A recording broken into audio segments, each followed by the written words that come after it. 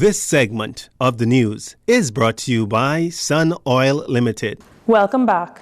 Members of the Progressive Liberal Party coming to grips today with the sudden passing of the party's national vice chairman, Terence Bethel.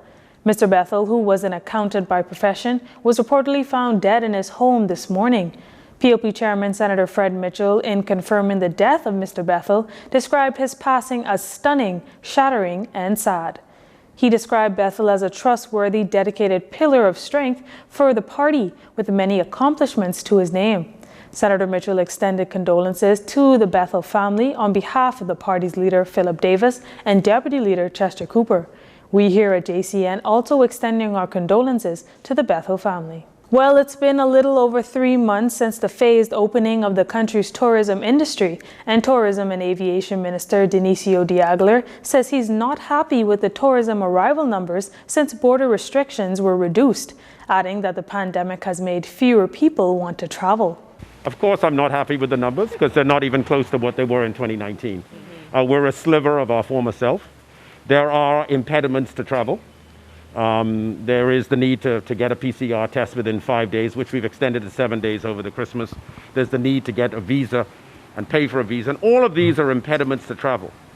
But we feel that that's keeping the level of community spread to an acceptable level. Now, several major resorts like Atlantis and Bahamar began its phased reopening earlier this month after nearly 11 months of shutdown due to high COVID-19 cases in the country. When asked about the numbers this past month, the minister says this. All I can tell you is based on what we were processing through the Bahamas Health travel visa.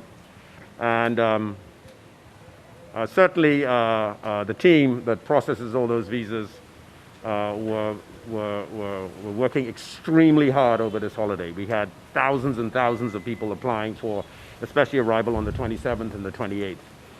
Now, how that compares in total, obviously we'll be way down on 2019. Minister of National Security Marvin Dames told the media yesterday outside the Cabinet building that the prerogative of mercy continues to review applications for clemency. It was just before the holidays when the minister announced 150 inmates were granted pardon. Minister Dames says that this government believes in giving second chances. The 140 plus persons are across the board. We look at it on a case-by-case basis. We have a very, very experienced committee, which is a cross-section of our society. And we would have, I think on Thursday, would have looked at in excess of 200 applicants.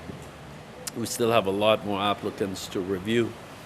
We had deferred some of the matters.